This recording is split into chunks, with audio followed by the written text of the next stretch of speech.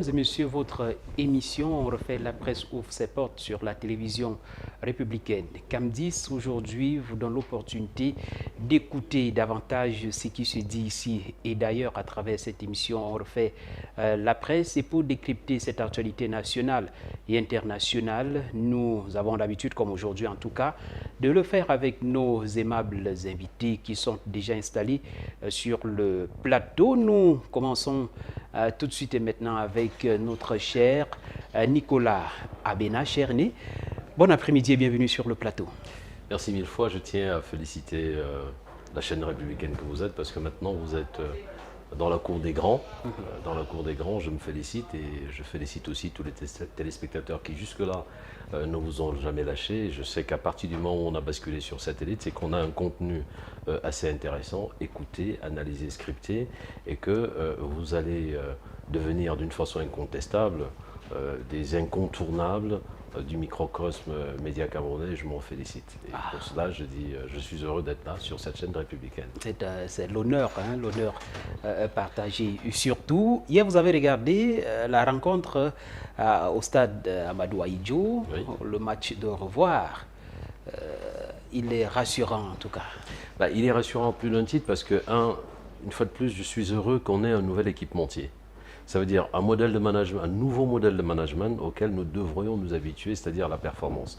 Et aussi paradoxal que cela paraisse, le nouvel équipementier arrive avec un nouvel allant parce que la veille, il y a eu le président de la FECAFOOT qui a accordé un long entretien dans une chaîne de télévision locale et on a découvert un président de la Fédération camerounaise de football. On a découvert un président de la Fédération camerounaise de football et il faudrait qu'on s'y habitue. Et chaque fois que l'on parle de changement, on pense que c'est une élection, forcément, c'est la grande élection qui fait le changement, et on ne mesure pas assez le microcosme qui est en train de changer. Et ça s'en dit long, Si vous regardez bien, nouveau président de la FECAFOOT, nouvel équipementier, nouvelle envergure de ce grand personnage, la chaîne, comme disent votre chaîne républicaine, qui monte sur le satellite, ça veut dire que les choses changent. Elles changent vraiment, il faudrait qu'on s'en aperçoive. Et que l'analyse conséquente soit à la hauteur de ces changements que nous accompagnons et que nous appelons tous les jours de nos vœux. Et lorsqu'on parle de changement, on a également constaté il y a quelques jours, c'était dimanche dernier, la mobilisation générale dans les rangs du Rassemblement démocratique du peuple camerounais. On a regardé également les Camerounais qui sont aussi sortis massivement pour célébrer les 40 ans de son Excellence Paul Biya à la magistrature suprême. On a vu qu'il y a eu beaucoup de changements depuis novembre 1982, novembre 2022, il y a eu beaucoup de changements. C'est pour recevoir sur le plateau notre cher invité, l'honorable Arissou. Bon après-midi et bienvenue. Et bon après-midi, Monsieur Pierre, et bonjour à mon co-discutant. Et bonjour à vos millions de téléspectateurs et téléspectatrices. La fête était belle dimanche. Oh, très belle. Mais avant d'entamer la fête, j'aimerais ici féliciter le top management de la télévision républicaine Cam10 TV. Et vous êtes désormais sur satellite. Et je vous ai suivi, je pense que hier ou avant-hier, où le présentateur du journal de 20h recevait le directeur général, où il a présenté la ligne éditoriale de votre chaîne de télé et ça m'a beaucoup marqué parce qu'il parle des soutiens aux institutions de la République ainsi que les personnes qui les incarnent. En première position, son Excellence, M. Paul Biya, ça m'a beaucoup marqué. Et c'est ça qu'on demande aux uns et aux autres, de continuer de soutenir les institutions de la République. Et c'est une très bonne chose, ça a pris du temps. On attendait toujours le bébé doit arriver. Et nous sommes là pour l'accompagner, raison pour laquelle quand vous m'avez contacté hier, je n'ai pas hésité de répondre présent à cette invitation. Donc c'est pour vous dire que nous sommes tellement nombreux, les fidèles téléspectateurs de Cam10 TV, et nous vous souhaitons d'aller de l'avant et que vraiment le meilleur reste à venir. Et en ce qui concerne la fête du dimanche, c'était une fête nationale, sur le plan national, même international. Vous avez vu, sur les 4 coins du Cameroun, les militants et militantes du RDPC, même les amis, les sympathisants, les alliés aussi, ils ont célébré l'homme du renouveau, l'homme qui a donné toute sa vie à la nation, toute sa vie à gérer ces pays avec modération, avec pondération. Et on était fiers. Et nous continuons toujours à apporter notre soutien parce qu'il faut noter que s'il fallait encore choisir la personne qui va diriger ce pays, le chef de l'État a toujours sa place. Et n'en déplaise aux uns et des autres qui essayent de tirer de gauche à droite, nous, au sein du RDP, nous sommes serrés. Au sein du RDP, nous sommes organisés et nous sommes prêts, même si c'est aujourd'hui ou demain, on nous informe qu'on peut aussi anticiper une élection, nous sommes prêts parce que c'est un parti bien représenté, un parti bien organisé. Quand vous avez vu tout au long de ces jours comment les présidents de session, les chefs de délégation permanents, départements régionaux de notre parti, ils essayaient de montrer aux militants le bilan du chef de l'État depuis 1982 jusqu'à 2020. C'est toute une vie, 40 ans de vivre ensemble, 40 ans de démocratie, 40 ans de liberté, ainsi de suite. Quand on parle même de liberté d'expression, mais est-ce qu'à l'époque on parlait de Camdis TV? Camdis TV, c'est la télévision du renouveau. Donc, à l'époque, essayez de voir en 82 jusqu'à 2022, il y a combien de chaînes de télévision. Mais Arissou, certains ont dit que le RDPC a considéré cette fête comme si c'était sa fête. Pourtant, on célébrait la session à la magistrature du chef de l'État, le président de tous les Camerounais. Vous avez récupéré la fête comme si c'était votre fête à vous. Naturellement, c'est d'abord la fête du président de la République, mais le président de la République est porté par un parti politique. Il est le président national du RDPC. Si nous, en tant que militants du RDPC, si on ne célèbre pas l'homme qui est notre président, on va célébrer qui? Donc, les militants ont démontré leur force et on lance aussi un message fort à l'opposition pour leur dire que nous nous sommes mobilisés. Peu importe ce qu'ils vont dire. Vous avez vu la masse électorale du RDPC. Nous comptons 377 sections. Essayez de voir dans chaque arrondissement le RDPC compte une section. Donc c'est pour vous dire que nous sommes armés. Oui, nous justement, sur ce plan-là, on le reconnaît. En tout cas, le RDPC est représenté au-delà de la célébration. Nicolas, le bilan, pour ne pas revenir sur les 40 ans de Paul Biya à la magistrature suprême, on est tenté aujourd'hui, avant d'entrer dans le vif du sujet, de vous demander de faire un petit bilan, parce qu'avec Arissou, oui, c'est 40 ans de succès, la démocratie, même si parfois il y a quelques personnes qui se retrouvent incarcérées, on évoque un petit souci avec la liberté d'expression. Alors, je voudrais que vous vous prononciez là-dessus, surtout que vous maîtrisez davantage les rouages de la communication et de la démocratie. Il y a deux choses. 40 ans, c'est d'une longévité, et ça je l'ai dit ici, c'est la stabilité politique dans un pays est un gage d'investissement. Avoir une longévité et une stabilité politique a fait que le Cameroun, sur le plan des investissements, sur le plan économique, devienne le moteur économique, le moteur entraînant économique de la sous-région CEMAC et d'une façon plus large, et ça je le dis tout le temps, la CEAC, ça veut dire une conjoncture qui est pas maîtrisée, mais une conjoncture continue et qui donne la place à tout le monde. Ça c'est une chose. Donc, on a une stabilité politique que beaucoup de pays nous envient. On peut dire ce qu'on veut. On a une stabilité politique que beaucoup de pays, même voisins, nous envient. Ça veut dire que le prisme de la lecture que les investisseurs ont du Cameroun est un prisme positif. La preuve, le taux de croissance, la 38e session des ministres de la CEMAC, de l'UDEAC, s'est tenue. Et on voit bien les chiffres et on voit que le Cameroun reste le moteur de croissance de l'Afrique centrale. Ça veut dire qu'il y a une stabilité politique. On voit un pays se développe par les grands travaux. Et on voit qu'en 40 ans, il y a des grands travaux. Les grands travaux qui, certains ne sont pas accélérés, mais ils n'en déplaisent. Il y a des grands travaux et ce sont des travaux structurants.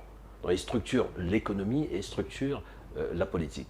Et ils structurent aussi des nouvelles générations parce que quand on avait ici un jeune, dernièrement, vous m'avez reçu, il y avait un jeune qui est quarantenaire qui vous dit oui, mais c'est mon âge et moi j'aspire à. Et c'est dans le contexte du renouveau qu'il aspire au renouveau, lui qui est cadra. C'est très intéressant et c'est très important d'avoir ce prisme de lecture. Donc, il y a les grands travaux au Cameroun. Et on voit bien pourquoi est-ce que le Cameroun est attractif, parce qu'il y a la stabilité politique. S'il n'y avait pas la stabilité politique, croyez-moi, le Cameroun ne serait pas attractif. Donc on peut questionner les 40 ans, on ne peut pas être linéaire sur 40 ans. Forcément, il y a des hauts et des bas. Mais si on fait une analyse, si on fait une comptabilité analytique sur les hauts et les bas, il y a beaucoup plus de hauts que de bas. Et surtout, il y a des choses qui structurent, il y a des projets qui structurent et qui sont un effet d'entraînement pour l'ensemble de la population camerounaise, y compris les pays voisins. Et en cela, on peut dire 40 ans sur le plan du Cameroun, 40 ans d'une façon globale, nous sommes positifs. Nous sommes positifs, pourquoi? Parce que le Cameroun est une terre d'attractivité. Et ça, c'est chaque année, on le voit, y compris au niveau des investissements directs étrangers. Il y a de plus en plus de pays étrangers ou d'hommes d'affaires venant de pays étrangers qui veulent s'installer au Cameroun sur le très long terme. Ça veut dire quoi? Ça veut dire que cette stabilité politique, on peut envisager plus tard un continuum de stabilité au niveau du Cameroun. Parce que ceux qui sont dans l'opposition aujourd'hui et qui ont 40 ans, n'envisagent pas de faire du désordre pour arriver aux affaires. Ils envisagent de mettre en place une stratégie pour arriver aux affaires. Et là, il faudrait qu'ils se tiennent bien, parce que 40 ans, le RDPC s'est vraiment construit. Ça veut dire que le RDPC a été capable de pénétrer dans toutes les maisons et de faire en sorte que chacun, que tu sois de l'opposition ou pas... Comme l'expliquait tout à l'heure. Et à juste titre, et ça c'est vrai. Ce n'est pas parce que c'est le RDPC, ce n'est pas de la propagande. Ce n'est pas de la propagande, c'est une réalité. Et cette réalité-là, les nouvelles générations de politiques doivent absolument en tenir compte. Et s'ils ne sont pas solides, parce que le RDPC aujourd'hui, pour le bousculer, ce n'est pas évident. Il ne faut pas se lever la veille. Il faut avoir une stratégie sur le très long terme. Et je dis toujours, je félicite des nouvelles générations de politiques qui sont entrées dans le Parlement. Parce que la politique, c'est cela. Il faut aller vers là où l'action se passe. Il faut manquer aucune échéance. Il faut être là. Parce que si vous êtes un leader et que vous manquez une échéance politique, c'est une génération que vous mettez de côté. Ça veut dire que vous êtes nombriliste. C'est une génération que vous mettez de côté et en aucun cas vous ne pourrez la rattraper. Faites une analyse géostratégique de tous les pays, tous les partis politiques qui ont manqué à une échéance en disant « nous n'y allons pas », le forcing qu'ils nous ont fait après, ça, ils ont été obligés de procéder à une mutation à l'intérieur du parti pour avoir un autre prisme d'analyse. Et en cela, je dis, tout n'est pas rose, mais pour avoir ramené Bakassi dans le giron camerounais, ça, il fallait le faire. On a observé quelque chose ce dimanche-là. Ceux que vous appelez aujourd'hui vos amis, les amis du parti, comment comprendre ce phénomène où on se dit militant ou alors responsable d'un parti de l'opposition, mais vous vous retrouvez dans une manifestation du parti au pouvoir en chantant leur chant patriote, j'allais dire la chanson dédiée au renouveau. Est-ce que cela n'expliquerait pas une façon ou d'une autre, je voudrais parler d'une corruption politique où on ramène l'opposition dans le parti au pouvoir? Non, vous savez, comme le nom indique, le RDP c'est le rassemblement. Donc on rassemble avec tout le monde, on travaille avec tout le monde, on fédère avec tout le monde. Vous allez voir même le gouvernement du président de son Excellence, M. Paul Biya, dirigé par M. Dion Gouté. Il y a les présidents des autres partis politiques qui ont accepté de travailler avec le RDPC, ils ont accepté de travailler avec le président Biya.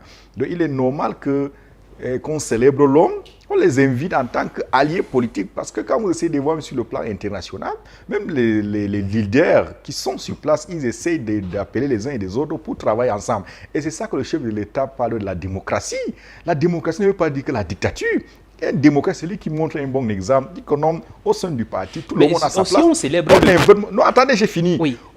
Nous avons des partis alliés, nous avons l'UNDP, FSNC, le PADEC, ainsi de suite, qui ont répondu présent de travail avec nous.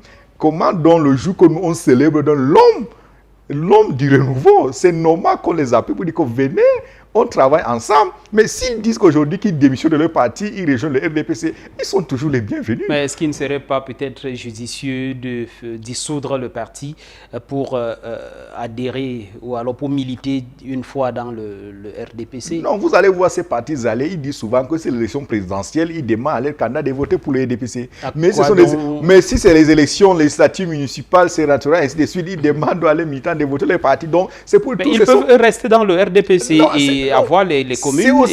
C'est aussi ça la liberté. Le chef d'État donne donc à tout le monde d'exprimer sa voix. Donc c'est une manière qu'on lance aussi aux autres partis politiques pour leur dire que n'ayez pas peur. il faut revenir à la maison, la grande maison, la nation même sur le RDPC. Si on veut construire ce pays, si on veut atteindre les mains de ce pays, c'est au sein du RDPC. Donc que chacun fait de ses énergies, chacun fait de ses forces. Oh, il ne faut pas jouer à la violence. On a vu du côté de Paris, où on est venu interrompre une manifestation où nos camarades sont en train de célébrer l'homme du renouveau. On a vu des militants, on peut dire entre guillemets de la base, on ne sait pas de quelle base où ils appartiennent. Ils viennent donc perturber une cérémonie. Donc c'est ça que nous on condamne. Faisons la politique, mais pas avec la violence. La politique, c'est sur le terrain et faisons la politique de manière démocratique. Le grand frère vient de souligner, une fois que vous avez refusé d'aller à une élection, mais c'est une faute grave que vous ne pouvez même pas se rattraper. Mais une fois que vous voyez que vous avez commis des erreurs, vous voulez maintenant détruire pour créer des situations, pour se faire voir. Parce qu'il faut noter qu'il y a certains partis politiques, ils ne travaillent pas, ils sont là, ils cherchent seulement des événements pour se faire voir. Ils attendent le jour que le RDPC va célébrer le 40e anniversaire pour fêter le 40 ans du chef de l'État. Ils viennent donc créer des problèmes pour se faire voir. Or, nous sommes des démocrates. Nous, on n'a pas de problème avec qui que ce soit. On influence, on ne perturbe pas, on ne dérange pas. Nous, c'est qu'on demande à nos militants d'être disciplinés, de respecter tout le monde. Et le moment venu, le choix de vote, on va dire à nos militants, le moment venu, voici notre candidat au sein du RDPC, jusqu'à preuve de contraire. Essayez de voir les textes du RDPC. Ils disent que le candidat, le président national, c'est le candidat naturel de notre parti. Alors, également, ce dimanche, là, j'allais dire depuis samedi, on a vu là, dans la partie septentrionale le fils du chef de l'État. Oh, monsieur Pierre. Et ça a créé tout. Non, monsieur Pierre, vraiment, je savais que vous allez venir. J'étais sûr et certain que vous allez venir sur ça. Monsieur Franck Biya, c'est un citoyen camerounais. Et il fait partie, c'est le fils aîné du chef de l'État. Quand la famille présidentielle effectue des voyages, il est accompagné au moins par la sécurité. Deuxième chose, il est libre aussi d'effectuer ses mouvements. C'est un Camerounais comme tout le monde. Maintenant donc, non, on n'a pas de problème. Monsieur Pierre, on n'a pas de problème. C'est un jeune Camerounais comme nous. Ou bien parce qu'il n'a pas choisi d'être le fils du président de la République. C'est Dieu qui a voulu. Maintenant, s'il s'avère que c'est lui, il peut avoir des ambitions. Et j'ai essayé de parcourir la constitution camerounaise. C'est écrit nulle part que si vous êtes président d'un fils de la République, du président de la République, vous ne serez pas candidat à n'importe. Non, c'est un jeune. S'il a des ambitions politiques, il est libre. Le moment venu, soit il doit être investi par un parti politique, soit il doit rassembler 300 signatures. Et moi, c'est un jeune Camerounais que moi, j'envie beaucoup. Il est très discret. Mais oui. C'est son rôle de visiter n'importe quelle chefferie. Et pour nous, je suis en disant comme M. Pierre, c'est une honneur pour nous d'aller visiter pour sa première fois, d'aller dans le Grand Nord. Ça veut dire que Franck quand même a beaucoup de respect, beaucoup d'estime pour nous. Et nous, maintenant, nous sommes reconnaissants. Ça nous a beaucoup touchés. Et vous savez bien, le Cameroun est un terre d'accueil. Et donc, le chef d'État, à chaque fois qu'il donne le discours à la nation, il parle toujours de l'intégrité nationale, et ainsi de suite. Donc, le Camerounais lambda, où il se trouve, il doit se sentir à l'aise. Moi, je suis à Yaoundé. Yaoundé n'est pas mon village. J'ai fait plus de 10 ans à Yaoundé. Donc, M. Franck Biya, il part à Gawa, Bafoussam, Douala, ainsi de suite. Il doit se sentir chez lui. Mais il y a quand même des signaux. Nicolas, on n'a pas eu l'opportunité de voir Franck Emmanuel Biya précédemment avec l'écharpe du parti. Est-ce que cela indiquerait peut-être qu'à la longue, il pourrait être ainsi par... Vous savez, le président de la République, chaque fois qu'on lui a posé la question, dernièrement encore au Palais d'Unité, est-ce que vous vous présenterez à l'élection présidentielle? Il a dit, vous savez, le moment venu, si les Camerounais estiment que je dois me représenter, s'ils m'élisent, je suis là, sinon, je vous dirai, enfin, il a plus ou moins dit. Et je crois que, comme a dit Harissou tout à l'heure, ça fait longtemps que Franck Biya est là, les Camerounais ont le souvenir et l'image de l'un de ses enfants, le président en a plusieurs, et nous n'avons pas, à ma connaissance, entendu une fois Franck Biya dire qu'il voulait postuler à un quelconque poste. Et il ne me souvient pas qu'il soit dans un poste administratif ou quoi que ce soit ici. Donc je pense donc que cette visite-là, par contre, quand Harissou dit c'est son rôle, je crois. Non, je crois que c'est un jeune Camerounais qui, comme tous les autres, a cette passion du Cameroun, qui aime le Cameroun viscéralement. Parce qu'avant d'être au Cameroun, il a toujours vécu à l'étranger, mais toujours d'une façon omniprésente au niveau du Cameroun. Je crois que cette sortie procède du fait de 40 ans du règne, du règne du président de la République, son Excellence Paul Biya, et je ne vois pas d'un mauvais œil ces déplacements-là, et j'essaie de ne pas avoir un autre type d'analyse qu'un jeune qui s'est déplacé. La différence maintenant de ces déplacements, c'est que c'est le fils du chef de l'État. Et parce que c'est le fils du chef de l'État, il ne peut pas sortir comme vous et moi, c'est impossible. Il faut absolument qu'il y ait autour de lui la sécurité, un maximum de sécurité pour ses déplacements. Et là on sera ainsi, même s'il a envie d'aller faire ses courses à Dove, Yaoundé, il y aura toujours une sécurité. Et comme il n'est pas un homme public, c'est-à-dire que ce n'est pas un homme politique, donc c'est quelqu'un qui est rare, forcément il y aura toujours foule pour ceux qui en entendent parler et qui ne l'ont jamais vu, pour le voir, et pour ceux qui ont l'habitude de le voir, ce serait, je ne serais pas inconvenable de dire, non, ce ne serait pas, c'est pas mauvais en soi, et il ne faut pas lire en cela quelconque signe, parce que je pense que si on se met à lire une quelconque signe, ça veut dire qu'on oublie que le Cameroun a des institutions, et que le président de la République est un républicain, et qu'il tient à ce que les institutions soient suivies et marquées à la lettre. Et il n'a jamais posé un acte anticonstitutionnel.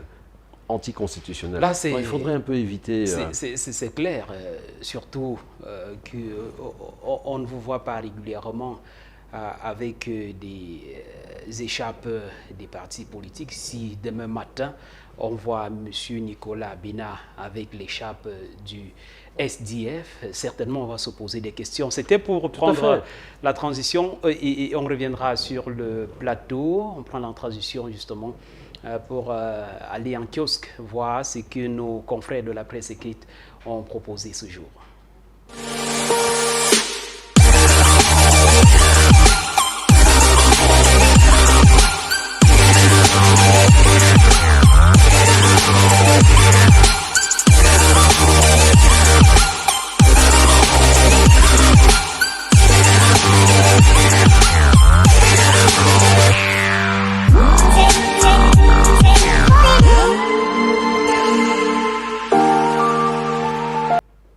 Merci, de retour sur le plateau, justement pour aller en kiosque et prendre les unes de nos confrères de la presse écrite. On commence ce matin avec le quotidien national Cameroun Tribune qui parle des lions indomptables. Le journal titre à la grande une « Mission Qatar ». Le capitaine Vincent Aboubakar a reçu hier le drapeau national des mains du ministre directeur du cabinet civil Samuel Mvondo Ayolo, représentant personnel du chef de l'État, a exhorté l'équipe à défendre valablement le Cameroun à la prochaine Coupe du Monde de football. C'était au stade Amadou Ahidjo avant le match amical d'adieu contre la Jamaïque, à l'issue duquel le manager sélectionneur national a dévoilé la liste des 26 joueurs retenus pour le Qatar à Lidon dans le quotidien national Cameroun Tribune au niveau des pages 28 et 29. Au pied gauche, le journal parle de l'assassinat d'un homme en tenue. 5 suspects déjà aux arrêts, des individus soupçonnés d'avoir ôté la vie au sergent Jean-Robert Nkwemo Mati au cours d'une agression dans la nuit du 4 août 2022 ont été appréhendés par les éléments de la première région de gendarmerie le week-end dernier. 2 autres sont encore poursuivis. Ils seront à coup sûr interpellés. Ils répondront de leurs actes. Un autre journal en kiosque, c'est le journal L'Anecdote qui parle également de la Coupe du Monde Qatar 2022. Le journal écrit l'onction de la nation.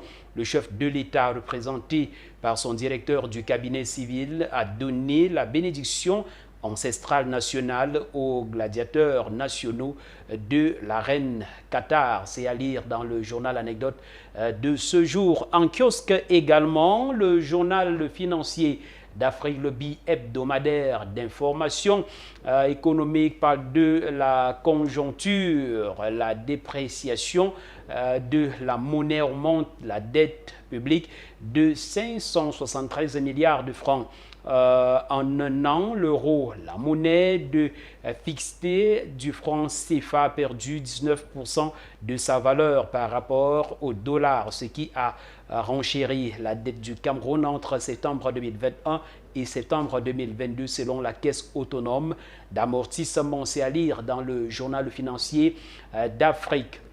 Un autre journal en kiosque, c'est l'Info à chaud. L'Info à chaud nous parle de cette image MINSEP fait Cafoot. Le journal titre à la grande une fait play. C'est à lire dans le journal au niveau de la page 10 pour comprendre davantage ce qui se disait en tout cas entre le ministre Narcisse Moëlle Kombi des Sports et de l'Éducation civique et le président de la Fédération camerounaise de football, Samuel Eto'o fils. Un autre journal en kiosque ce jour, c'est Réalité Plus de Paul Ngouaré Kindi qui écrit Sud-Ouest Mémé. Après avoir tué, violé, kidnappé, le général Gideon est tombé. Le préfet on revient avec le journal dont on félicite les soldats et les populations après avoir donc kidnappé un opérateur économique et à lui tirer 9 millions de francs CFA. Le faux général ambazonien a été neutralisé par les forces de sécurité.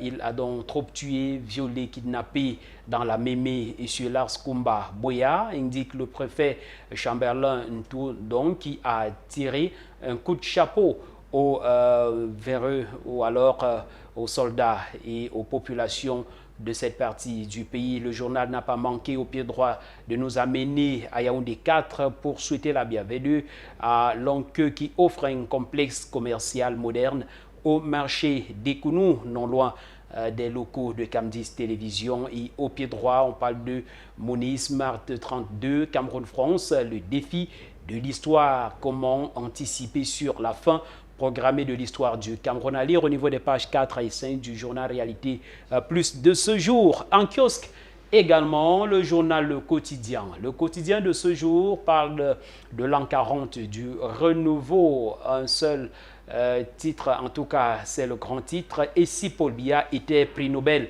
de la paix, ça c'est dans une réflexion du ministre de l'administration territoriale, Paul Atanga, dit, publié dans le journal Le Quotidien, au regard des bienfaits de ce que le président de la République du Cameroun a réalisé pour son peuple, pour son pays, depuis le 2 novembre 1982, l'on pense qu'il devrait en tout cas recevoir le prix Nobel de la paix au regard de ce qu'il a fait sur le plan national et même international, bien reconnu selon le journal Le Quotidien. Un autre journal en kiosque ce jour, c'est le journal Mutation. Mutation de Georges-Alain Boyomo, écrit Douala sur courant alternatif.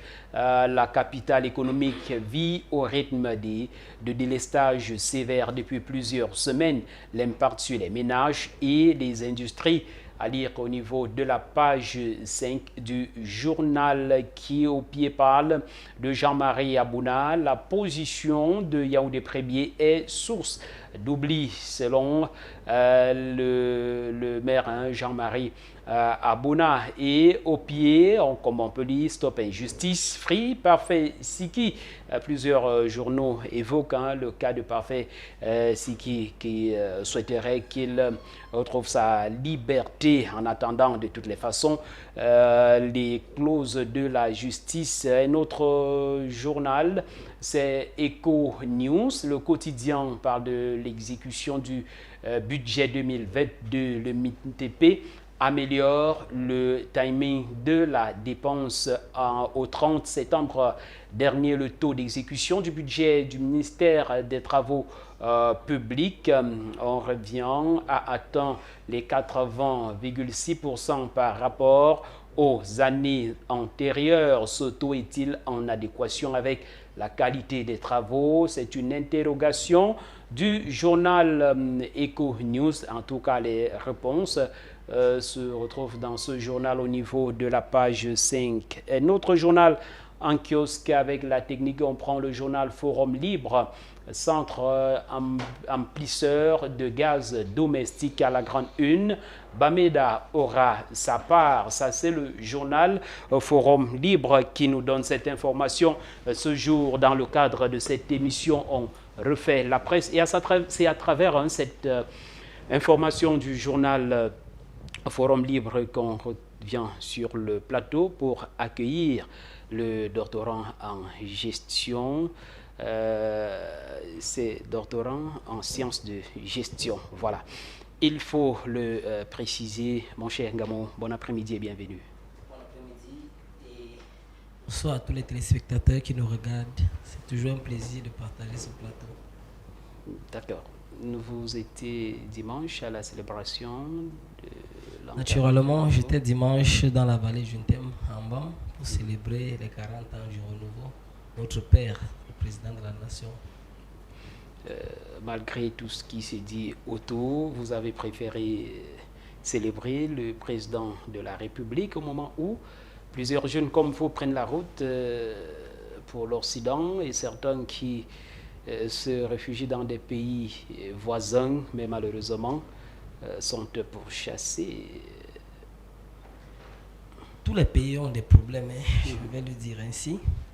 Et je fais partie de ceux-là qui pensent que on devra lutter pour avoir nos places. Donc des jeunes qui pensent que c'est tant ici là qu'on aura nos places. Nous n'irons nulle part. Le Cameroun, c'est pour nous. Et nous sommes là pour accompagner les institutions. Je l'ai dit une fois ici là, tout passe. Le président de la République est là. À un moment, il va devoir partir. D'autres seront là. Et nous pensons que nous devons accompagner ceux-là qui dirigent notre pays. Donc, nous ne sommes pas là pour dire le président est bien ou bien il est bon ou il est mauvais, mais nous sommes là pour accompagner l'équipe qui dirige. Donc, je fais partie des jeunes là qui pensent que nous devons nous rapprocher des dirigeants actuels parce qu'ils ont déjà une certaine expérience, un certain vécu. Et à base de ça, ce que nous avons observé, quand nous serons là demain, nous pourrons faire mieux. Voilà qui est dit pendant la lecture des unes. Il y a un sujet qui vous a marqué. Naturellement, c'est mutation avec le titre Douala sur courant alternatif. Cette affaire d'énergie qui pose toujours problème. Et ça me revient directement dans mon département d'origine, la vallée Juntem, où il y a le barrage Monvele.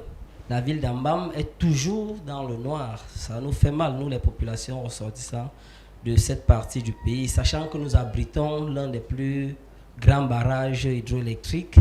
Et là, nous nous retrouvons dans le noir. Parce que certains pensent même qu'il serait mieux qu'on nous remette notre ancien groupe. Donc cette affaire d'énergie-là, je pense qu'il serait mieux qu'on essaie encore de voir ce qu'il faut faire. Là, c'est vraiment difficile. Aïssou, quand même, avec ces barrages, la fin des travaux permettra à tous les Camerounais d'avoir la lumière au quotidien. Effectivement, je pense qu'on va discuter en ce qui concerne le budget qui est en cours. On va débattre à partir de demain à l'Assemblée nationale. On va revenir en fond pour apporter des réponses à la préoccupation de mon co-discutant qu'il est dans son droit parce qu'il s'est dit que bon, comment on peut construire le barrage chez nous et ils avaient l'ancien groupe, ils fonctionnaient normalement, ils se rendent compte qu'ils sont dans le noir. Et ce qui est sûr, c'est un problème qui tient à cœur au niveau du ministère de l'eau et de l'énergie. Et sur certains, on est en train de sortir progressivement. Vous avez vu en ce qui concerne l'eau, on a changé le top management. Il y a eu des avancées, il y a eu des changements. Le top management de Kamwata est sur le terrain, il travaille. Et je peux dire, dans quelques temps, le problème des délestages, ainsi de suite, je pense pas si on va encore parler. Mais il faut faire toujours confiance à l'équipe dirigeante. Il faut toujours faire confiance à ceux qui nous dirigent. Il faut toujours faire confiance à l'homme du renouveau. On vient de célébrer le 40e anniversaire d'un père, d'un visionnaire d'Afrique, d'une bibliothèque d'Afrique. Et si vous me permettez d'entrer une fois dans ce qui concerne le jeu médiatique sur les unes qui ont retenu mon attention, ces deux unes. Oui, avant de revenir à vous, il y a cette question que je voudrais poser à Nicolas Abena qui maîtrise davantage la diaspora. Au lieu de créer le désordre, déstabiliser, brutaliser, est-ce qu'il ne serait pas mieux de poser le problème simplement? Vous voyez, à Camdis, on donne la parole, chacun peut s'exprimer, par exemple, comme notre panéliste pose un problème qui est sérieux, au lieu de casser, comme certains le font dans la diaspora. Est-ce qu'il ne serait pas urgent de poser simplement le problème et qui va peut-être, ou alors sans doute, trouver solution? Vous savez, j'ai toujours, moi-même étant toujours de la diaspora, hein, qu'on le veuille ou pas, parce que 25 ans en Europe et particulièrement en France, on reste, parce que c'est sa vie qu'on y a passé.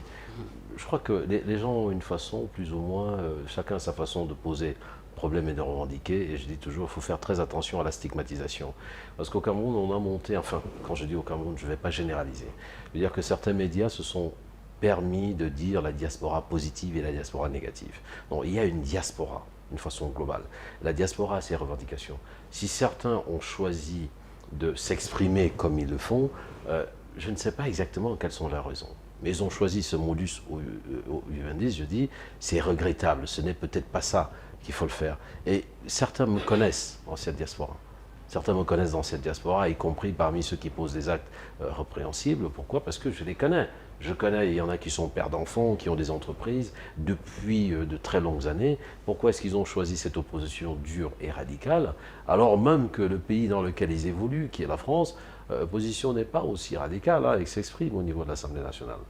Elle s'exprime au niveau de l'Assemblée nationale, et je dis, même si on remonte, même si on parle de la radicalité des Gilets jaunes, on a bien vu que les revendications des Gilets jaunes aussi, à un moment donné, on avait beaucoup de mal parmi ces revendications et n'ont pas été constantes, les cases n'ont pas été constantes. Et je leur dis, vous êtes mes frères, et là vraiment je m'adresse à vous, surtout qu'aujourd'hui, Camdis est représenté en France. Camdis est représenté en France, et je pense très bien que parmi les chaînes de télévision qui sont, il y en a au moins 4 chaînes de télévision francophones en France sont camerounaises. En Europe, il y a une en Angleterre, il y a 3 sur le territoire français, et ça on les connaît. Et je pense que, moi-même ayant été à l'initiative du lancement d'une chaîne de télévision camerounaise en France, parce que je revendiquais mon identité camerounaise, et j'ai été heureux d'avoir été coopté par le directeur général pour le lancement de cette chaîne de télévision. J'en suis heureux, et je crois d'ailleurs que les émissions continuent. Et le fait de cette pluralité des médias camerounais en France va faire en sorte que des plateaux soient organisés avec ceux-là de la diaspora sur des sujets qui sont leurs préoccupations, que ceux qui commettent ces actes aillent vers les médias, ou alors que les médias qui sont représentés en France aillent vers eux pour organiser des plateaux sur des sujets qui sont les leurs et qui concernent le plan national. Parce que vous savez, quand on entre dans une ambassade, d'un pays à l'étranger, on pense qu'on fait mal au pays, c'est d'abord à soi-même qu'on fait mal. Pourquoi? Parce que quand vous allez casser une ambassade, n'oubliez jamais que vous êtes à l'extérieur et votre famille continue de vivre sur le plan national, sur le territoire national. N'oubliez jamais cela. Et que vous serez, que vous le vouliez ou pas, c'est une image qui va rester, qui va vous coller et qui va vous suivre. Donc, je dis que c'est dangereux ce type de jeu, parce qu'un jour vous aspirez à rentrer au pays. Vous allez vous reconvertir et vous allez avoir envie de rentrer au pays. Et je dis toujours que c'est comme dans une famille, il y a des enfants qui ont une façon de s'exprimer qui va à l'encontre de la ligne éditoriale fixée par le père. J'ai eu l'opportunité et l'honneur dans ma vie, en étant journaliste accrédité à l'Élysée, 1, de poser des questions au président de la République, son Excellence Paul Biya, 2, d'être reçu par lui, nous étions une trentaine. Et je l'ai dit encore ici. Moi, je ne sais pas, on m'a dit, le président de la République va vous recevoir. Ah, ben tiens, pour moi, c'est déjà un honneur, parce que nous sommes à peu près 28 millions, et que j'ai été choisi. Ça veut dire que ce que j'ai à lui dire doit être très mesuré et non calculé. Parce qu'il a 28 millions de Camerounais qui l'écoutent. Les Camerounais qui ont été reçus, nous avions tous une seule envie. Nous étions heureux d'être reçus par lui, et il nous a écoutés pendant près de 30 minutes, et il s'est exprimé pendant 35 minutes. Et nous avons découvert quelqu'un d'une dimension extraordinaire. Je dis bien extraordinaire. Je ne fais aucune publicité, mais croyez-moi, quelqu'un d'extraordinaire qui connaissait chacun des Camerounais, parce qu'il a conceptualisé beaucoup de choses au niveau du Cameroun. Et j'ai dit toujours que, aujourd'hui je suis au Cameroun. Les revendications, et je m'adresse à vous, mes frères, vous êtes en France, c'est une très bonne chose. Vous êtes en France, vous êtes en Italie, vous êtes au Canada, vous êtes au Danemark, vous êtes aux États-Unis, vous êtes en Pologne, vous êtes dans la Fédération de Russie. Je voudrais que vous me montriez un seul de ceux ressortissants ici au Cameroun qui soit allé casser son ambassade pour exprimer son mal-être. Je voudrais que vous me montriez ou que vous me désigniez un seul de ces ressortissants ici au Cameroun qui, parce qu'il n'était pas content, soit allé casser son ambassade parce qu'il estimait, par exemple, dans le cas de l'Angleterre, que la reine avait fait 70 ans et qu'il fallait qu'elle dégage, que le président Poutine avait renouvelé le mandat, que Tartampion avait fait ci. Je dis, sachons raison garder. Vous n'êtes pas content? Nous aussi, nous ne sommes pas contents. Nous ne sommes pas contents de savoir que vous n'êtes pas contents. Ça, c'est une chose. Mais nous sommes les mêmes. La preuve, le jour où il y a un décès, qu'est-ce qui se passe? C'est qu'on se bagarre pour que notre corps rentre au Cameroun. On se bagarre pour que le corps rentre au Cameroun. Bon, je crois qu'il faut un peu faire attention.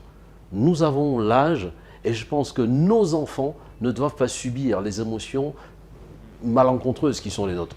Le Cameroun est un seul pays et faisons très attention. Sachons le garder et le préserver, surtout quand nous sommes à l'international.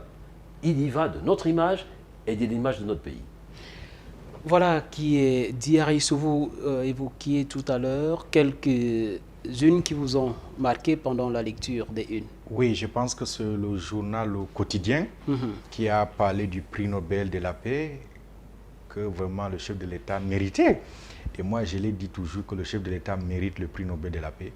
Parce que quand on essaie de voir le parcours de cet homme, quand on essaie de voir même aussi le problème, la manière où il a apporté la solution sur le problème de Bakassi, vous savez que le chef de l'État, c'est un visionnaire. Vous savez, le Nigeria, c'est un pays voisin. Le Nigeria, c'est un pays ami, frère, ainsi de suite. Il pouvait aussi utiliser l'option militaire, ainsi de suite, mais il a choisi l'option diplomatique. Et nous avons vu jusqu'à preuve du contraire, la communauté internationale, même le monde entier l'a reconnu. Et je pense que ça, on essaie de voir même le parcours de cet homme, de 1982 jusqu'à 2022. Il nous a tout donné et il continue à le faire. Ce qui reste à notre niveau, c'est ce prix Nobel de la paix. Et si nous, le Camerounais, nous sommes est-ce que là, ce n'est pas la parole de l'homme politique que vous êtes quand vous dites attendez, qu'il a tout donné au moment où il y a aussi certains Camerounais qui ont des plaintes ça ne manque pas. Quand vous essayez de voir la circulaire de monsieur le secrétaire général du comité central du EDPC en prélude à la célébration du 40e anniversaire du chef de l'État, il a bel et bien mentionné que malgré de l'opposition, malgré des blocus de gauche à droite, ça ne manque pas. À 40 ans quand même, tout n'est pas blanc, tout n'est pas aussi noir. Donc il faut noter qu'il y a aussi des points d'ombre, mais s'il faut donner une mention, le chef de l'État a une mention très honorable. Et je tiens à vous rappeler que diriger un pays pendant 40 ans, ce n'est que ce chef de l'État. Quand vous essayez de voir son parcours jusqu'à aujourd'hui, il a préparé le Cameroun à entrer, à traverser plusieurs crises. Nous sommes entrés en ce qui concerne la phase du 21e siècle avec de multiples crises. Nous avons la crise sécuritaire, la crise sanitaire avec la Covid-19. Le Cameroun a fait face jusqu'à on a reçu la félicitation de l'Organisation mondiale de la santé. Nous sommes en pleine guerre. Russie-Ukraine, jusqu'à maintenant, l'économie camerounaise, et la résilience, ainsi de suite, le Cameroun tient debout. Donc, c'est pour vous dire que le chef de l'État nous prépare à chaque événement. À chaque fois, on va parler maintenant, on vous parle de variants, de varole du singe, ainsi de suite. Donc, c'est pour vous dire qu'il y a des choses qui ont été faites du début jusqu'à la fin. Et je tiens à vous rappeler ici que tout ce qui nous reste maintenant, c'est de l'accompagner jusqu'à ce qu'il va nous dire, mes enfants, le moment doit arriver, soit je dois aller au village ou je dois me représenter. Mais nous, en tant que militaires de la dernière énergie, nous demandons au chef de l'État de se représenter en 2025 pour qu'il achève ses travaux, pour qu'il achève ses missions. Parce que 2025-2032, on est près de l'émergence. Donc, il veut laisser un Cameroun émergent. Et je suis certain qu'on va atteindre cette émergence. Si les Camerounais seront unis, les Camerounais seront soudés, l'émergence doit arriver. Prenons un autre sujet qui vous aurait marqué, Nicolas. Le financier d'Afrique. Le financier d'Afrique, parce que Arissou le disait tout à l'heure, le Cameroun a traversé plusieurs crises d'une façon directe ou indirecte. Et la crise indirecte a un impact. Il a un impact sur le PIB du Cameroun. Et si vous regardez la une du financier, c'est bien dit, la dépréciation de la monnaie augmente la dette publique de 573 milliards de francs CFA. Ce n'est pas une crise camerouno-camerounaise. C'est une crise internationale. C'est une crise internationale et qui a un impact direct sur les pays africains francophones, la zone francophone. Ça veut dire que la dette du Cameroun augmente. La dette du Cameroun augmente comment les Camerounais le ressentent? Est-ce que les Camerounais s'en aperçoivent? Et comment est-ce que c'est ressenti dans le panier de la ménagère au quotidien? Et on voit bien que dès le début de la crise de Covid-19, les mesures qui ont été mises en place par le gouvernement. Et on voit l'ensemble des efforts qui sont faits, à la fois par le ministre du Commerce, Luc Magoula-Mbargara, pour que les denrées alimentaires, le prix des denrées alimentaires reste stable. Ça veut dire que le Cameroun a pris la mesure de l'impact négatif que pouvait avoir cette crise dans l'économie camerounaise. Et malgré cela, le Cameroun reste le moteur de croissance de la zone CEMAC. Donc on peut critiquer, on peut apprécier ou désapprécier les 40 ans du règne du président de la République, son Excellence Paul Biya, mais il y a une chose qu'il faut reconnaître, c'est la stabilité des investisseurs. C'est la stabilité des investisseurs qui est en augmentation. Ça veut dire que les mesures qui sont prises sont dans le sens de la crise actuelle et des crises à venir. Donc en quelque sorte la prospective. Donc on ne peut pas jeter tout ça. C'est vrai qu'il y a des hauts et des bas. Pourquoi est-ce que je choisis le financier d'Afrique? Justement parce que les nouveaux billets de la banque en circulation dès le 15 décembre 2002, tout cela ne doit pas passer inaperçu. Mais quand on parle justement de ces billets de banque qui seront en circulation dès le 15 décembre, est-ce qu'on a véritablement besoin des nouveaux billets au moment où on parle des pièces de monnaie qui n'existaient plus pratiquement? Non, vous savez, ça c'est un leurre. Les pièces de monnaie existent. Je veux dire qu'il y a des gens qui font de la thésaurisation. Les pièces de monnaie, quand la Banque centrale décide d'émettre des pièces de monnaie ou des billets de monnaie, je veux dire qu'on considère qu'il y a beaucoup de paramètres. On ne se lève pas un matin pour dire on va introduire une proportionnelle ou pas. Non, les pièces ne manquent pas. Les pièces ne manquent pas. Il y a certainement des personnes qui décident d'en faire une propriété privée, de les stocker et de faire que ce soit rare sur le marché. Mais dans ce cas, que faire au moment où on a ces soucis au quotidien, on n'a pas de pièces monnaie? Mais ne vous inquiétez pas, vous savez, il y a quelque chose qui est têtu dans les décisions que l'on prend. Il y a toujours des gens qui sont persuadés d'être plus malins que le malin. Et je le dis toujours ici, quand c'est un décret qui vous nomme, faites très attention parce que vous allez rendre des comptes. Parce que ceux qui s'amusent à faire que les pièces de monnaie soient rares sur le marché, je n'ai aucun doute sur une chose, c'est qu'il y a pas mal d'enquêtes qui sont en cours.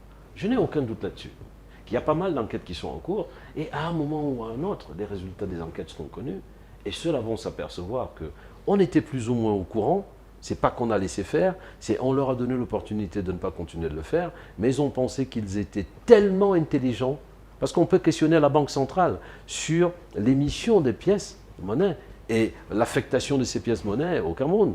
On verra que c'est assez constant et qu'on crée la rareté sur le marché pour avoir une plus-value à la hausse. Ça, c'est un peu des règles qui ne sont pas forcément bonnes, mais dangereuses. Mais à ce niveau-là, croyez-moi, les choses vont bon train et des enquêtes sont en cours pour comprendre pourquoi est-ce que dans certains bassins, il y a un manque de pièces par rapport à d'autres bassins.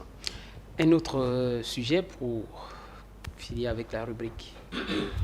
Non, aller dans le sens de l'aîné tout à l'heure concernant la dépréciation, j'aimerais juste apporter certaines informations qui sont sur le plan économique en disant que la dépréciation n'est pas seulement négative, mais elle pèse sur nous ici parce que nous achetons seulement à l'étranger. Lorsque nous produisons, si nous avons les capacités de production et que notre monnaie baisse, quelle que soit la situation, quand on exporte nos produits, ça fait entrer de la monnaie chez nous, monnaie qui nous permet, des devises qui nous permet d'acquérir aussi à l'étranger. Mais si nous ne faisons qu'acquérir à l'étranger, nous ne produisons rien. Ce qui fait que notre monnaie non seulement baisse, mais nos importations augmentent. Ça crée donc encore ce fossé-là qui embourbe l'État. Et je tiens à rappeler aux populations que on dit le pays va mal, on ne sait pas que ces problèmes-là, le chef de l'État doit tenir compte de ça. On va devoir couper l'argent dans certaines poches, dans certaines subventions pour essayer de remettre sur pied cette dette-là. Et la dette comme ça, c'est chaque année. Nous sommes déjà à près de 500 milliards. Et au fur et à mesure que les années évoluent, la dette ne fait qu'augmenter. Donc, je l'ai déjà dit ici plusieurs fois, nous appelons les Camerounais à consommer local et essayer de produire. C'est l'un des facteurs majeurs pour réduire cette dette-là et avoir des devises pour pouvoir faire des achats à l'étranger. Nicolas, oui, mais tout à fait, je suis d'accord et je voudrais dire que c'est pour ça que je parlais des IDE, des investissements directs étrangers. Je veux dire qu'à équivalence, on a la variable. Je veux dire que la dépréciation est un effet levier dans l'économie. Il y aura toujours dépréciation, mais c'est-à-dire que ce n'est pas le Cameroun. Regardez la ceinture Afrique centrale et des pays francophones. Je vais prendre un exemple simple. Vous voyez le blé. Oui, le blé, le Cameroun a des terres arables et ça se dit partout. Et nous prenons toujours beaucoup à l'extérieur. Et comme il dit si bien, quand on prend beaucoup là, c'est nous qui dépensons. D'accord ? C'est nous qui dépensons. Mais si c'est nous qui vendons, comme il dit, ça veut dire, c'est pas que ça va changer le paradigme, mais c'est complètement différent. Et la capacité de consommation locale. Il y a le ministre Luc Magloire qui dit toujours transformons ce que nous consommons et consommons ce que nous transformons. C'est-à-dire qu'on parle aujourd'hui de politique, comment est-ce qu'on appelle ça impôt substitution, mais ça veut dire ce que ça veut dire. Mais il faudrait qu'on explique un peu l'économie en français facile. Hein, y compris en nos différents dialectes, pour que les gens comprennent ce que c'est que l'import substitution. Je veux dire, il faut avoir une consommation locale en masse pour que, je veux dire, que la monnaie puisse circuler, ça c'est une chose. Et puis vendre ce que nous transformons. Et on voit le ministre des PME, PMI se battre sur ce terrain-là, pour que les Camerounais passent de la consommation locale et de la transformation locale à l'international, à la labellisation. C'est très important, d'autant plus que c'est une nouvelle génération. Quand on parle de nouvelle génération et des changements de paradigme, c'est une nouvelle génération qui se saisit de cette question parce qu'ils ne sont plus complexés vis-à-vis de l'international ou ils ne sont pas forcément friands des produits qui viennent de l'international parce qu'ils ont pris conscience de la qualité des produits locaux et de l'importance de l'envie que les étrangers ont de ces produits locaux. Il y a un début de transformation qui est mis sur place et tous prônent l'industrialisation multisectorielle. Je vous parlais tout à l'heure d'un exemple d'un Camerounais qui a décidé de se lancer dans le cacao avec une nouvelle appellation. Je parle de l'interprofession. Tout cela, une nouvelle génération est en train de s'organiser différemment et être décomplexée par rapport à l'international. Et je crois que petit à petit, le Cameroun va prendre le dessus sur la consommation locale en augmentant l'assiette de consommation. C'est aussi et surtout le vœu, en tout cas le vœu le plus cher du chef de l'État qui est revenu sur la question plusieurs fois lors de ses adresses à la nation. Nous prenons une transition et on revient sur le plateau avec la thématique du jour.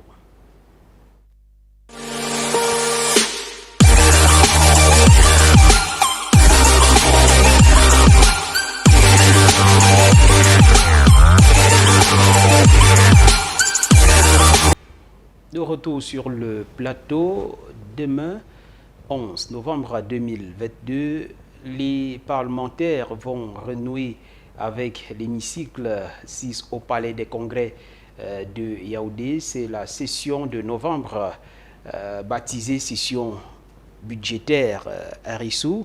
Vous qui êtes honorable, qui sera honorable plus dans quelques années, nous vous le souhaitons en tout cas. Merci beaucoup. Il y a des enjeux pour cette session de novembre. Effectivement, quand vous appelez honorable, certains vont croire que c'est l'honorable senior ou c'est l'honorable député jeune que je suis. Et j'ai eu ce privilège et cet honneur lors de la session parlementaire jeune. L'année passée, au mois de février, on nous a quand même expliqué le fonctionnement de l'Assemblée nationale, le règlement intérieur, ainsi de suite. Et bon, demain, c'est le grand jour. C'est la dernière année de l'assise des parlementaires. Nous avons 3 assises souvent en mars, en juin et en novembre. Donc la session de novembre, c'est une session dédiée aux orientations budgétaires où tous les membres du gouvernement sont appelés à passer devant la loi des finances pour défendre leur enveloppe budgétaire. Et là, maintenant, vous avez vu, avant même qu'on arrive au mois de novembre, le président de son Excellence, M. Paul Biya, a donné des directives à M. le ministre des Finances pour orienter le budget de 2023. Vous savez, il faut qu'il tienne en compte des conjonctures internationales. Nous avons le problème qui s'est vu du côté de l'Europe avec la guerre en Russie et en Ukraine. On a vu des impacts sur notre économie. On a vu avec la vie chère, ainsi de suite. Il y a aussi le problème d'impôt substitution que le frère Aîné vient de parler. Donc, il y a plusieurs critères, plusieurs domaines que les membres du gouvernement doivent prendre pour qu'en 2023, on essaye d'avancer en pas. Et pour ceux qui ne savent pas, le budget se prépare de l'avant. Ce n'est pas maintenant qu'on va parler du budget. Non, tous les membres du gouvernement doivent tout ficeler. Et maintenant, le premier ministre chef du gouvernement va donc présenter de manière générale les grandes lignes. Et que maintenant le ministre des Finances va passer à son tour, il va donc appeler tous les autres membres du gouvernement à passer devant la commission. On voit souvent ça finit tard jusqu'à 23h, 1h, 2h. Et c'est ça qui fait la vivacité, ainsi de suite. Et une fois qu'on finit tout avec ce passage dans les lois, devant les commissions, c'est là où on va envoyer maintenant au niveau du Sénat, ils vont faire les mêmes gestes. C'est le président de son Excellence, M. Paul Biya, qui a les derniers mots, qui va promulguer, ou bien il peut aussi apporter des amendements, on a vu, et avec l'année 2022, où le chef de l'État a donné cet amendement en ce qui concerne la modification du budget, de l'exercice budgétaire 2022. Donc, il y a plusieurs enjeux qu'il faut bien définir. Et ce qui est important, c'est la population lambda. Tout ce qu'on est en train de parler, il faudrait que tout ce qu'on est en train de faire, il faut que la population qui est à la base ressente qu'en 2023, il y a eu des changements. Par exemple, la maman qui est en train de vendre la tomate au marché, est-ce que maintenant, quand elle va aller là où il faut acheter la tomate pour revendre, est-ce que le prix va diminuer? Ou quand elle va donc arriver au marché pour revendre sa tomate, est-ce qu'en rentrant, elle aura des bénéfices? C'est la même chose en ce qui concerne tous les domaines d'activité. On a vu avec la guerre en Ukraine, certaines personnes ont profité de cette crise pour faire monter le prix au marché. On a vu, tu arrives au marché, le Bitacola, qu'on vous vend à 50 francs, 25 francs, on vend le Bitacola à 100 francs, à 200 même. Donc c'est pour vous dire que le camionneur exagère quand même. Et là maintenant, on salue ici les membres du gouvernement qui sont sur le terrain, qui mettent l'accent sur la dénonciation. Il y a certains qui ont donné le numéro vert de gauche à droite. Il faut qu'on applique. Je prends par un exemple le gaz. Dans certains quartiers, on vend le gaz à 7 000, 8 000. Quelque chose qui est inadmissible. Donc c'est pour vous dire que les Camerounais, ils profitent de la situation. Dès qu'il y a quelque chose, ils changent le prix. Je pense qu'on doit être tout sérieux. Et demain, c'est un grand jour du côté du Parlement, l'Assemblée nationale et du Sénat. Et les députés, comme à l'accoutumée, ils vont se retrouver d'abord à l'Assemblée nationale et aussi au Sénat pour l'ouverture de la session parlementaire. Et je suis certain que c'est 30 jours d'activité intense et que maintenant, à la sortie, à la fin de la session budgétaire, on souhaiterait que vraiment que les choses changent en 2023. Et vous savez, 2023, c'est une année de finir les chantiers qu'on a engagés. Notre frère ici vient de parler de barrage hydroélectrique de Meuvele, et ainsi de suite. Il y a plusieurs travaux qui sont en cours et je suis sûr et certain que le chef d'État, son Excellence, M. Paul Biya, il reste toujours un visionnaire. Il a à côté de lui des personnes qui travaillent et qu'en 2023, des chantiers qui sont en cours en 2022, en 2023, on va achever et aussi engager d'autres procédures ou d'autres chantiers. Vous parlez des souhaits tout à l'heure, oui. Nicolas Abena n'est pas député, mais il travaille avec des députés au quotidien. Alors, c'est certain, hein, demain, l'Assemblée nationale doit être pleine de ses parlementaires qui, pendant la session, ne sont pas souvent très présents. On se souvient l'année dernière où le président de l'Assemblée nationale a été un peu très dur vis-à-vis de ces honorables qui sont présents le premier jour, mais pendant la session, ils sont absents. Nous espérons, comme il le souhaitait en tout cas, que ces députés seront présents pour faire le travail à eux dédié. Mais bien sûr, vous savez, ce n'est pas l'absence, je veux dire que l'absence nominale d'un député qui fait qu'il ne travaille pas. Ce n'est pas ça du tout, c'est quels sont les dossiers et quels sont les groupes parlementaires dans lesquels. Mais sinon, le président ne devrait pas être aussi violent. Si, non, mais le président a vous savez, quand vous avez une session, le président a d'une chose, c'est que sa maison soit pleine. Sa maison soit pleine, parce que ce n'est pas normal que vous ne soyez pas là alors que vous avez 30 jours de session et que vous avez 3 sessions par an. C'est-à-dire que vous devez absolument être là. Mais si vous êtes là et que le travail n'est pas un travail de qualité, vous avez été là, mais vous n'avez servi à rien. Mais si vous êtes là et que vous avez l'intensité du travail, par exemple, là, nous passons à une session qui est cruciale. Cette session cruciale est un moment où le monde traverse une grande crise. Donc il faut être là. Il faut être là pour marquer son empreinte et pour faire en sorte que les travaux, le résultat des travaux qui va sortir de cette Assemblée pour le vote budgétaire soit à la hauteur, 1, de votre présence, 2, de votre capacité de travail à l'Assemblée. Donc le dépassement de soi, pour moi, devrait être la marque de cette troisième session, la dernière de l'année. Pourquoi? Parce que on va parler du budget et on voit bien que ça va être difficile d'être l'arbitre. Ça va être difficile d'arbitrer les différents budgets parce que quel que soit le secteur d'activité, que ce soit l'enseignement, que ce soit le commerce, l'enseignement, les finances, il va falloir être un très bon équilibriste parce que on parlait de dépréciation tout à l'heure. Ça veut dire que c'est un secteur où le ministre va demander qu'on augmente son budget. Il va falloir qu'il le défende et les arguments seront lesquels? C'est la crise internationale fait en sorte que ce que j'avais ne corresponde plus parce que au niveau de l'offre, l'offre est inférieure à la demande, la demande est supérieure à l'offre parce que tout va se jouer là. La demande actuelle est supérieure à l'offre. Donc il va falloir réajuster les budgets de l'ensemble des ministères pour que en 2023 ça corresponde et que dans les demandes qui seront faites par les ministres, au-delà de 2023, il y a une projection parce que la crise russo-ukrainienne, c'est pas en 2023. C'est pas parti pour qu'elle s'arrête en 2023. Et quand on regarde les différents foyers de tension, une fois qu'il y a la résolution de cette crise, ça risque de basculer en Europe. Parce que la crise russo-ukrainienne appauvrit certains pays d'Europe. Elle appauvrit certains pays d'Europe et ces pays sont soit travaillent avec le Cameroun, plus ou moins. Donc c'est un véritable enjeu.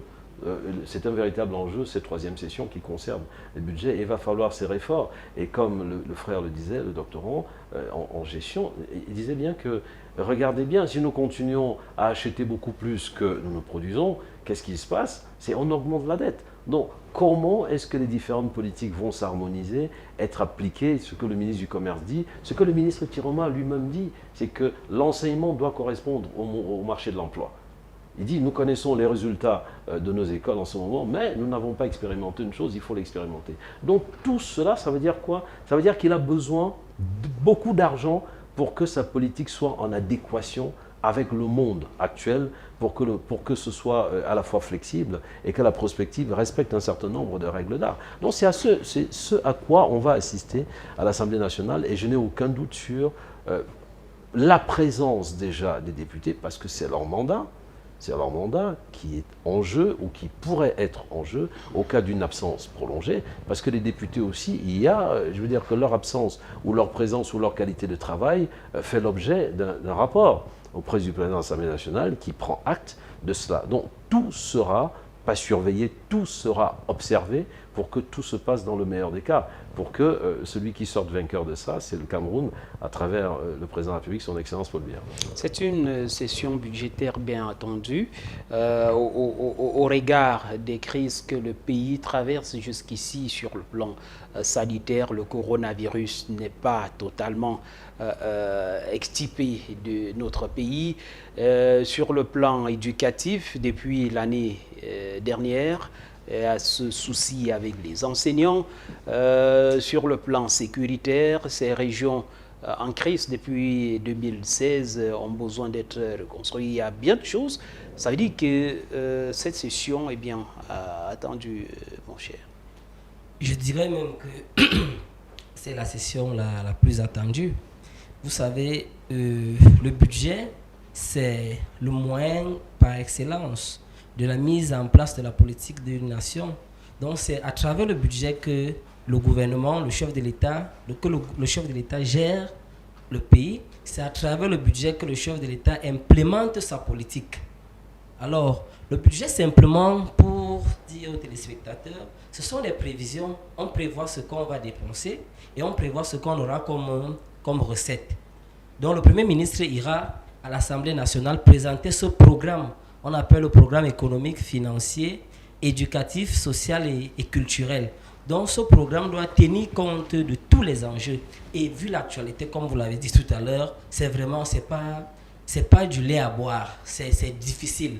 C'est pour ça que j'aime saluer de temps en temps l'aîné, le directeur du budget, M. Edouard Cyril. Parce que j'ai vu ce monsieur, les cheveux ont blanchi en quelques jours. Vous imaginez, vous devez faire des calculs financiers, rationaliser, surtout la rationalisation. Parce qu'il est difficile, vous devez le comprendre, que lorsqu'on propose le budget, chaque ministre, comme l'aîné disait tout à l'heure, aimerait augmenter son portefeuille budgétaire. Et maintenant, on doit aussi tenir compte de quoi? De la rationalisation et de l'efficacité de ces finances-là. Donc, ce sont vraiment des enjeux majeurs. Et nous appelons ici les députés, nos élus, doivent vraiment prendre cela à cœur. Parce que lorsque le budget est voté sans qu'ils ne prennent part à ça, c'est nous, c'est le peuple qui les a élus, qui va en subir. Donc, on invite de temps en temps les députés à comprendre même c'est quoi le budget. Pourquoi on met sur pied le budget? Parce que lorsqu'on dit on gère mal, si le pays va mal, on dit on a mal géré, on a augmenté les impôts, nous on s'adresse aux élus nationaux. Ce sont eux qui ont permis, qui ont donné l'accord. Parce qu'à travers la loi des finances, les parlementaires donnent aval au gouvernement d'exécuter une loi des finances. Donc c'est eux qui ont donné cet accord-là. Et nous connaissons les contraintes auxquels nous sommes exposés ces derniers temps, que ce soit sur le plan sécuritaire, d'abord sur le plan interne, sur le plan international. Sur le plan interne, on peut citer plusieurs éléments. Et nous, en tant que jeunes, on aimerait ici que cette loi de finances de 2023 se penche beaucoup plus sur l'intégration socio-professionnelle des jeunes.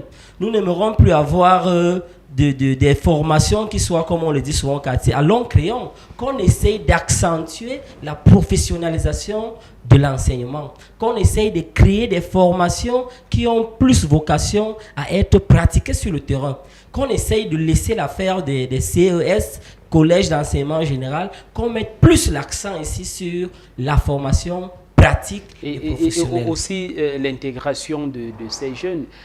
Pour vous relancer, le chef de l'État a déjà fait beaucoup pour la jeunesse camerounaise. Il y a vos 102 milliards qui vous accompagnent dans vos projets. Est-ce que les jeunes bénéficient davantage de ces 102 milliards? Vous savez, si je viens essayer de lister ce que le chef de l'État fait pour la jeunesse, on dira que j'ai pris la place du communicant RDPC. Donc je vais m'abstenir sur ce point. Mais je dirais juste que le chef de l'État fait beaucoup. C'est parfois nous les jeunes nous-mêmes qui essayons d'aller en marge. Que ce soit sur le plan de l'agriculture, que ce soit sur le plan de l'éducation. Je rappelle que nous sommes en train de toucher les 50 000 francs de la prime d'excellence donnée par le chef de l'État. Donc ça permet maintenant à ceux qui n'ont pas de moyens de payer leurs études, on vous donne déjà 50 000. Je dis, il y a alors, beaucoup vous de le confirmez, projets. c'est une réalité? C'est une réalité. J'ai touché 50 000 pendant 5 ans du niveau 1 au niveau 5. C'est à partir quand je suis entré en thèse que, vu il y a le décalage académique, on n'a plus les mêmes, le début d'année n'est plus souvent le même. Mais effectivement, on touche 50 000 francs chaque année. Votre champion fait ce qu'il dit. Oui. C'est voilà un témoignage que... Effectivement, je vais aussi emboîter le pas. Et moi-même, l'année passée, j'ai pris ma prime d'excellence, 50 000. Et l'année aussi, j'attends parce que généralement, dans notre université, c'est au mois de décembre. Et souvent, ça arrive bien. Tu prends ton argent, soit tu fêtes, ou bien soit tu payes la pension, tu es libre. Et même avant ça, le chef de l'État a fait le don des ordinateurs, 500 000 ordinateurs aux étudiants camerounais. Et on a vu, c'est réel. Moi, j'ai eu la chance d'avoir cet ordinateur où j'ai écrit mon mémoire de Master 2. Et là, maintenant, j'ai saisi l'occasion pour dire merci encore une fois au président de la République parce qu'avec ces ordinateurs, ça a permis aux jeunes de comprendre l'outil informatique. Et avec ces ordinateurs, beaucoup de jeunes ont créé leur propre entreprise. Et là où nous sommes là, beaucoup de jeunes aussi sont en train comment on peut dire, sont en train de gagner beaucoup d'argent. Il y a certains qui créent même d'emplois en ce qui concerne le PIB. Donc c'est pour vous dire que le chef de l'État tient toujours à la jeunesse. Quand on parle maintenant au sein du ministère de la Jeunesse, il y a tout un programme. Tout récemment, nous avons vu un communiqué de monsieur le ministre de la Jeunesse qui demande aux jeunes de se former en ce qui concerne la fabrication de pain à base de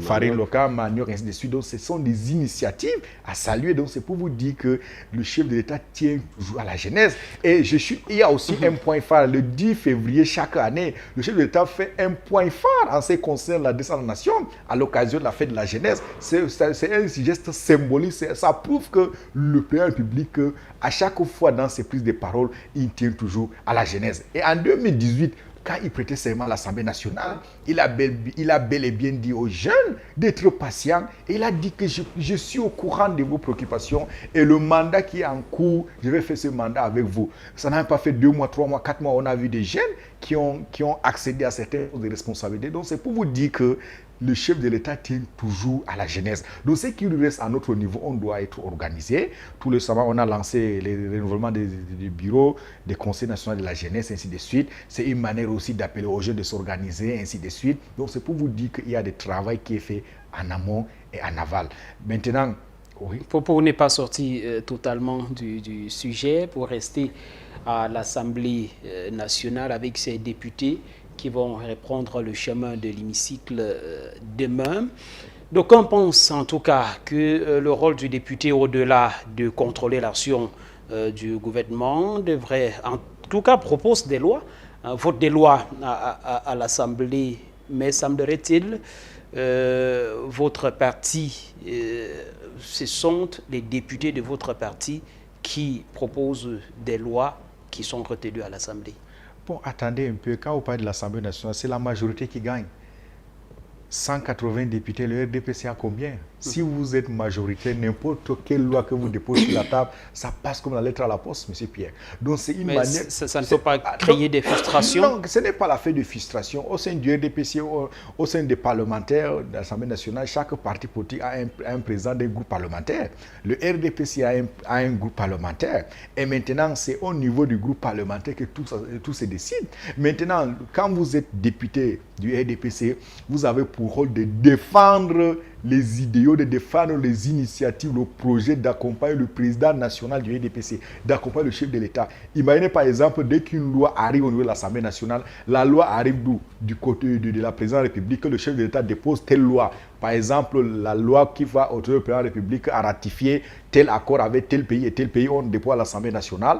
Et vous dites que non, cette loi, c'est votre droit, mais maintenant, on va aller en plénière pour que les autres donnent leur point de vue. Et maintenant, s'il s'avère que la loi est favorable, mais la majorité, c'est la majorité qui gagne. On voit même souvent les députés qui sont de l'opposition, il y a certains qui claquent la porte, mais ça veut dire que là où nous sommes en démocratie. La démocratie, c'est la majorité qui gagne. Sauf si aujourd'hui, vous allez nous donner une autre définition de la démocratie. Non, pas du tout. Maintenant, en ce qui concerne les lois, dès qu'une loi arrive, un projet de loi. Dès qu'un projet de loi arrive, on dépose au niveau, il y a une commission en charge des projets de loi au niveau de l'Assemblée nationale. Dès que ça arrive, on appelle le président de la commission. Lui aussi, il informe tous les membres de la commission. Et dès qu'ils arrivent, maintenant, ils acceptent. Il y a une accusé de réception qui prouve qu'ils ont reçu le projet de loi. Dès qu'ils reçoivent le projet de loi, ils vont examiner, ils vont donc soumettre en plénière. Et c'est là où donc on va discuter pour un peu des amendements. Par exemple, toi qui es président de la commission de projet de loi à l'Assemblée, avec tous tes membres de la commission, vous avez prouvé que c'est un bon projet de loi. Si ça veut que maintenant au niveau de la session plénière, on peut rejeter. Donc c'est pour vous dire que quand vous êtes député, vous êtes député de la nation, oui. Vous contrôlez les textes votés de loi. Vous êtes là pour vous animer le parti aussi. Peut-être que ce n'est pas vous que je devrais poser la question, mais vous pouvez peut-être avoir une idée. Que devient le groupe parlementaire des politiciens de l'opposition représentés à l'Assemblée nationale?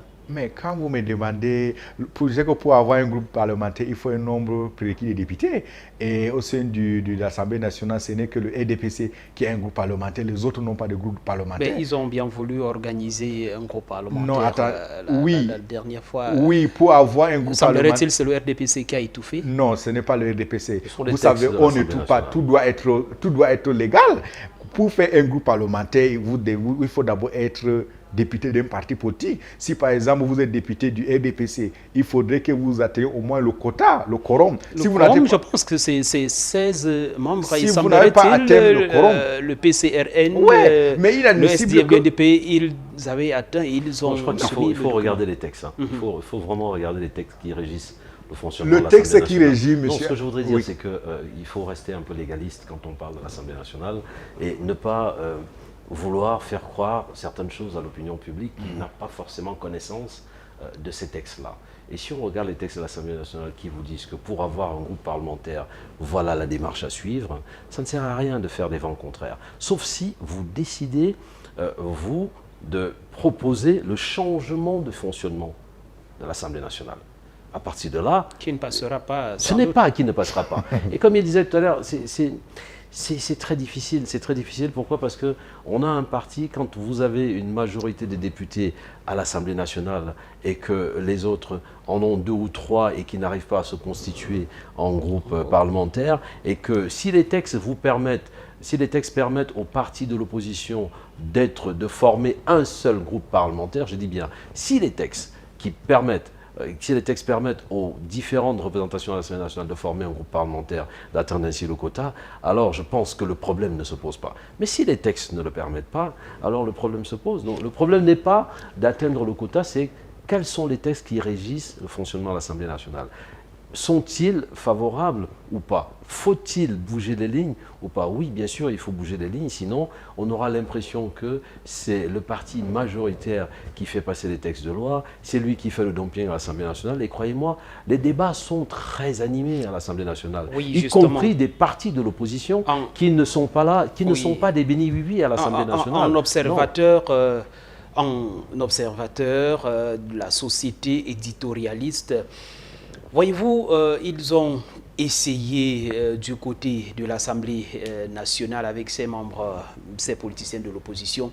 Est-ce que vous pensez que les politiciens de l'opposition peuvent un jour faire bloc à partir du moment où on a vu le mouvement à l'Assemblée, mais au moment des élections, c'est un seul candidat de l'opposition qui a posé la candidature, et ceux avec qui il voudrait constituer le groupe parlementaire.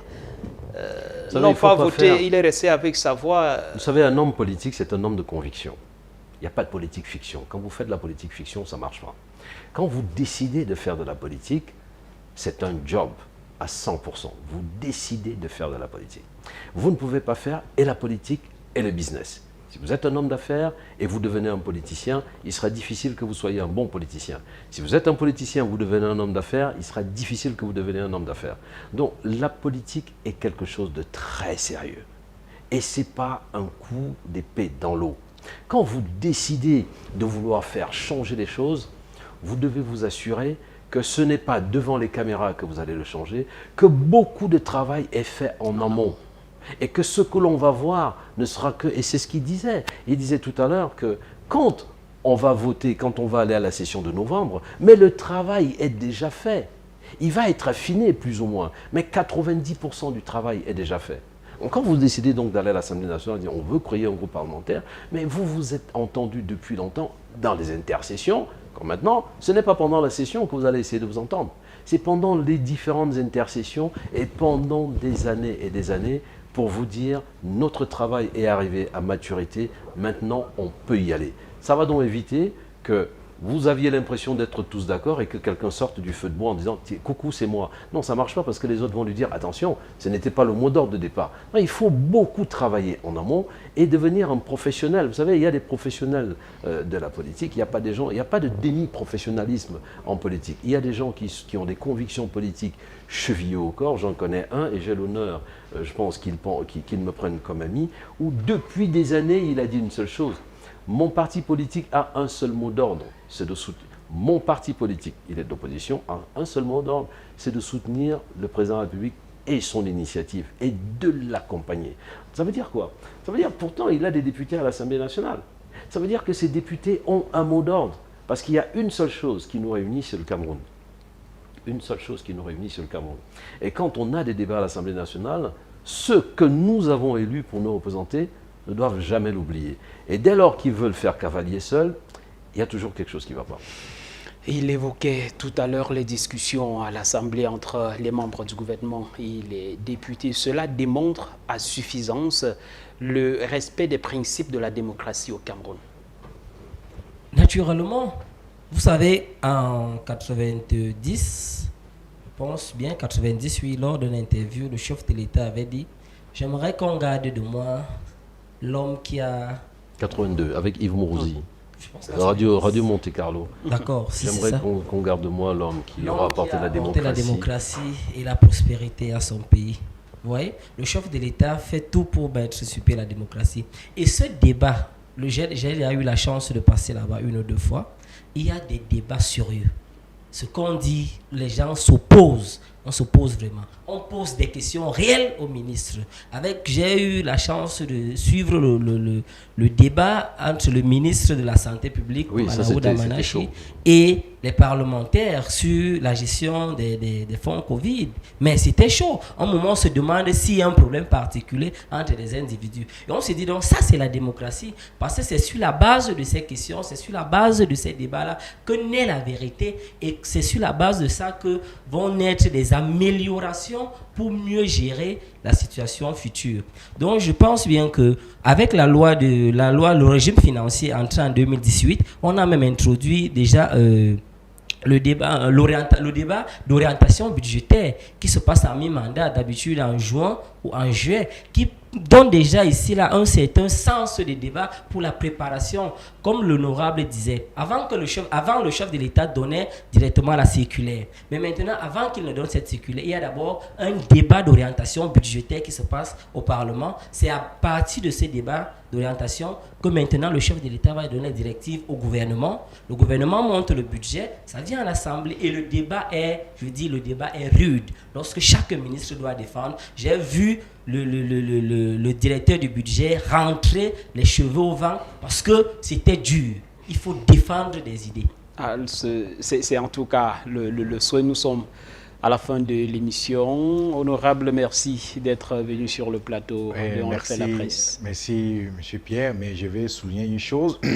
Avec 2023 qui s'annonce, vous savez, le chef d'État a fixé le cap en ce qui concerne le problème sécuritaire qui sévit dans le Nozo et tout la semaine passée, le nord-ouest et le sud-ouest, et même à l'extrême nord. Le Premier ministre vient de signer le texte portant nomination de 2 personnes en ce qui concerne le plan de reconstruction de la région de l'extrême nord, qu'ils vont aussi prendre en compte en ce qui concerne le budget de 2023. Donc, c'est pour vous dire que 2023 sera une année spéciale et une année de repère où on doit aussi arriver progressivement en 2025 et ainsi de suite.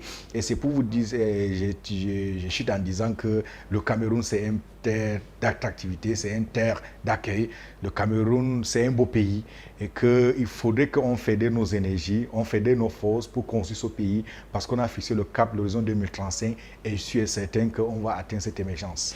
Et il ne faut pas oublier une chose, c'est que jusqu'au dernier jour où on va définitivement dire voici le budget, beaucoup de choses peuvent évoluer et beaucoup d'agencements vont être faits. Ça, c'est comme il venait de le souligner. La dernière note du Premier ministre vient de décider d'un certain nombre de choses qu'il faut intégrer dans le budget que l'on va défendre. Donc ça va se passer aussi comme ça pour l'éducation, pour la santé, pour le socio-culturel et même pour, regardez, même au niveau du sport. Même au niveau du sport. Donc ça va bouger et je pense que avec la chaîne républicaine que vous êtes, on va observer pour une fois comment est-ce que ces députés travaillent, comment ils s'arrachent les cheveux, au-delà même de l'hémicycle, pour que les choses convergent. Merci infiniment d'être venu. Merci d'être venu une fois de plus sur le plateau de On refait la presse. Mesdames et messieurs, fidèles téléspectateurs de Cap 10 Télévision, c'est un honneur. Nous sommes heureux de vous savoir toujours nombreux à regarder cette émission On refait la presse. Restez toujours fidèles à nos programmes. Les programmes continuent en tout cas sur la télévision républicaine. Merci. À demain, 13h.